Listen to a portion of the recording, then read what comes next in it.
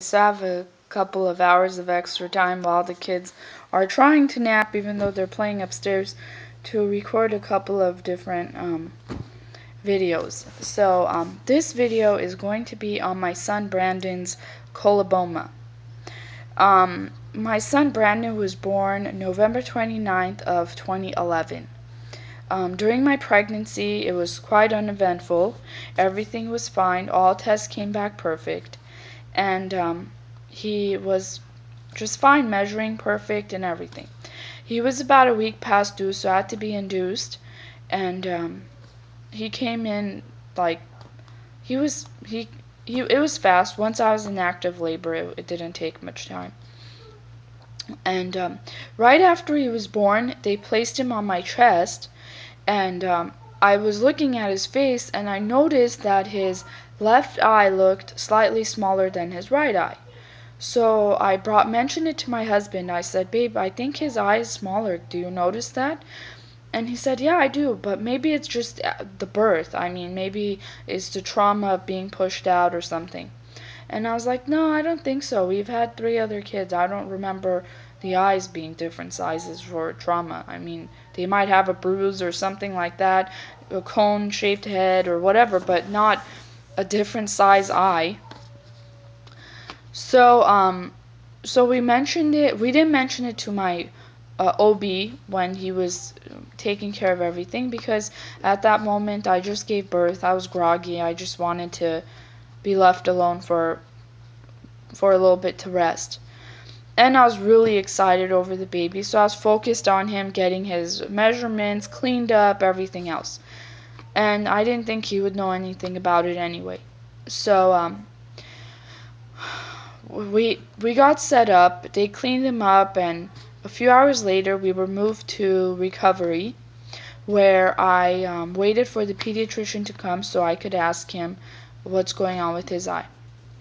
So he didn't come till like 11 o'clock at night. It was crazy late. I was like, wow, why did you even bother? You should have just not come. We might have been sleeping or whatever. Anyway, they came and he checked the baby. He did a quick look, and he didn't even notice the eye. And then I told him, I think his one eye is smaller than his other. Can you please check? And he said, okay, which one? I said, the left one is a little bit smaller, I believe. So he did a quick check, and then he said, it looks like congenital glaucoma. And I was like, what is that? So he said, it's nothing, don't worry, it's easily fixable. And then he walked out. He said, I'll see him tomorrow, and then I'll give you more information. And I said, okay. So I had my sister's laptop at the hospital, and I Googled it. Bad idea. I Googled it, and immediately I saw the pictures of kids with congenital glaucoma, and I was I was horrified. I was like, these poor kids. Brandon's gonna go through this. What is this? And they said sometimes they end up going blind, and I don't know what. And it was all this terrifying news right after I gave birth. I'm super emotional. So I couldn't help it. I just wanted to cry all night long and just cry myself to sleep. I just didn't understand why this was happening. So I went to bed after me and my husband sat there for hours trying to figure out why and how and what is it and what do they do and is it fixable. And luckily it was easily fixable. So the next day early in the morning he came back and he said, I really want to check that eye again. I want to look at it carefully because last night it was kind of late. I didn't really take a careful look and the baby wouldn't let him. So he went in there to look again, and he flashed his light in there, and we all noticed this line going down. On his left eye there was it was his pupil, but his pupil was going down like a keyhole. So I was like, what is that? He's like, oh, this is not glaucoma. He said your son has something called coloboma. And I was like, what is that? He said, well, it's nothing to be worried about, nothing you should be concerned about too much. And I was like, okay, that's a great explanation. I just need to know what it is. Is he going to see from it? Is he not? So he said that's hard to tell right now. He has to see an eye doctor, and that he would give us a referral as soon as we went in for our checkup. Because he was our pediatrician too, So he left, and then we Googled that. And then there goes the horror stories again. It was like he could be blind, he could be this, he could be that. It was only in one eye, the other one looked normal. So, of course, that was really hard to take in. It was extremely depressing. I was heartbroken. I didn't understand why. I didn't understand. I started blaming myself. I thought I did something wrong. I ate something bad. I didn't take better care of myself, and I should have been eating more nutritious foods during pregnancy. And it was just this like constant like thing in my head that it was all my fault. I can't believe I did this to the baby, and I just couldn't forgive myself. I kept looking at him and crying, and it was so bad that I didn't want to come home because all I kept thinking about was how guilty I feel that the other children have no problems and he had to come out with this coloboma. Coloboma is I think it's Greek or Latin for underdevelopment. So basically his left eye was underdeveloped. What happens when there's coloboma is during pregnancy, during the first 12 weeks, your your eye is completely open, which is your pupil. The whole thing before there's an iris is a pupil. It's completely open, and that's where the baby gets all the nutrients into the eye and I think it goes to the brain too, but I'm not 100% sure on that. But I know they get their nutrients through the eyes. For the development of the eyes and possibly the brain, but I'm not 100% sure.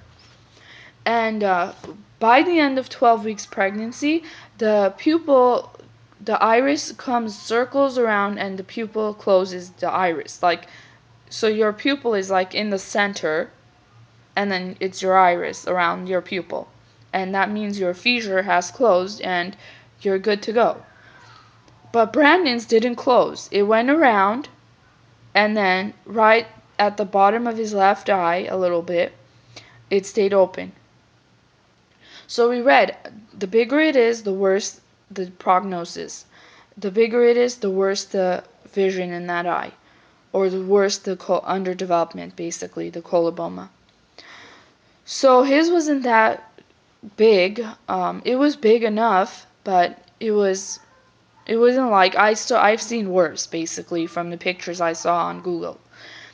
So at his 2 months checkup, finally, we got a referral to see a optometrist, or no, ophthalmologist. And there this guy was really cold. He was this guy in Pasadena. Supposedly he's the creator of the children's vision chart. So I was like, okay, this guy is probably going to know really well everything, and I'm actually really happy to go see him. So we went in, and then as soon as he walked in, he looked at Brandon's eyes. Before he looked closely or anything, he immediately said, I hope you're here to hear bad news. I hope you're prepared to hear bad news, because it doesn't look good. And my heart immediately sank, because of course I was still hopeful that it was okay. And he said, I said, so there's no chance? He said, no, the fact that his eye is smaller already tells me that his eye is probably drastically underdeveloped, and he probably has no vision in that eye. And I said, okay. But he didn't want to conclude it until he dilated the pupils and took a closer look, which is exactly what they did. They dilated the pupils. They held him down while they put some metal things to hold his eyelids open. And they held him down, and he went in there and he looked. And he said, after he was done, the nurse holding the baby walked out, and then he sat us down and he said, yeah, it's pretty bad. He looks like he's missing the choroid. So he said this looks like a choroidal coloboma. So he said, I could see the other parts. The macula, he said, was not clear if it was there or not because it's such a thin layer and his eye was so small because he was such a little baby that you can't see if the macula is there. So he said that's going to have to wait till he's older for us to check. But he pretty much said that eye is, if it sees very little. There's no hope for that eye. So I asked him, I said, glasses, surgery, stem cells. I mean, I just asked him every question possible if it would help, and he said, nothing. Nothing will help him. No glasses, no contact lens, no stem cell surgery, no other kind of surgery, nothing. This is the way he's going to be. That's the way you have to accept him. So, of course, I started crying, and um, I asked him if he's going to be okay, if he's going to have problems in school or developmentally and all this other stuff. And he said it seems as though his coloboma is isolated only to his eyes, therefore he would not have any problems. He could drive and he could do everything just fine. And he brought up an example of a football player with one eye, and I said, okay, all right, sounds good to me. So, that was it. I mean, we walked out. I was very upset with his demeanor. He had terrible bedside manners because how do you break that kind of news to parents? The minute you walk in, you're already saying you be prepared. I hope you came prepared for bad news. Why would you do that? I mean, even if you know in your heart it's going to be bad news, you don't want to say, you don't want to be so cold about it. It's still our child. So, I wasn't happy with him in general, and you have to, with the child with coloboma, you have to go back to the ophthalmologist like every 6 months, sometimes every 3 months. So I was like, I don't want to go back to this guy every 6 months. He's so cold. So I asked my doctor, pediatrician, to give me a different referral. And my pediatrician was hesitant. He's like, uh, they see what they see. No other doctor will see differently. I mean, if he sees that the choroid is missing, then the other doctor will see the choroid is missing. What's the difference? And I said, it's not even about that. It's the fact that he's negative and he's cold and he doesn't care. My son is just another patient. He doesn't show any kind of nothing. No warmth, no caring, nothing. He's just like, whatever. Goodbye. This is your diagnosis. Have a nice day. So he gave me a new referral to somebody at the Children's Hospital Vision Center. Her name is Dr. Colin, and she's actually a wonderful doctor. When we went in the first time, the fact Children's Hospital altogether, the Vision Center, was so much better than this other doctor. They were so warm and friendly, and you could tell they're like dedicated to the children. Everything was about the children. They had little toys to get his attention so they could check the eye out from a little bit of a distance. They were so much more nicer and caring. So we went in, and Dr. Colin said, took a look at his eye, and said, it does look like he's missing some of the parts, but not the entire choroid. He's missing just the part that was left open, goes all the way back. Like, that's how far the underdevelopment is. The entire eye developed normal, except for that opening part.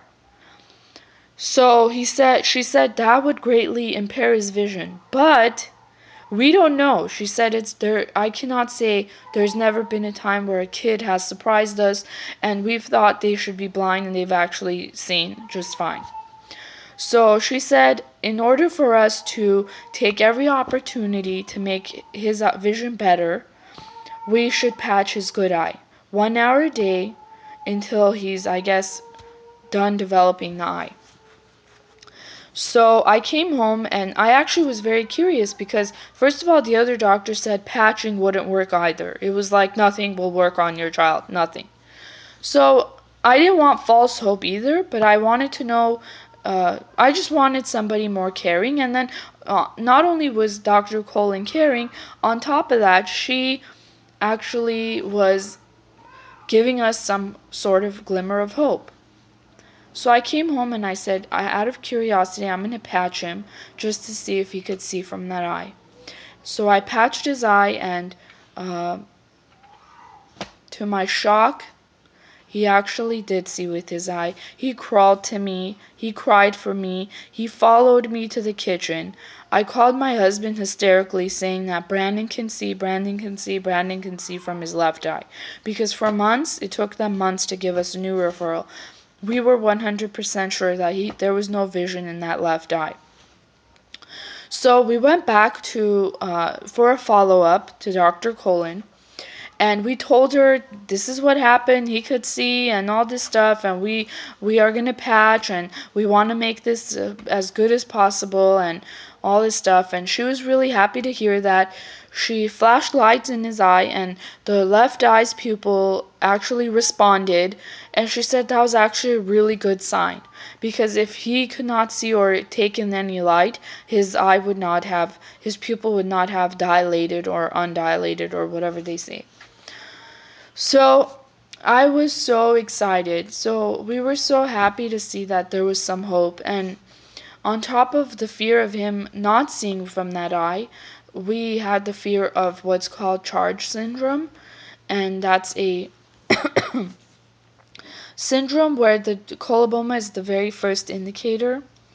And then the next thing is hearing. Children with charge have hearing problems. They also have problems with their airway between the nose canal down to the where the throat is.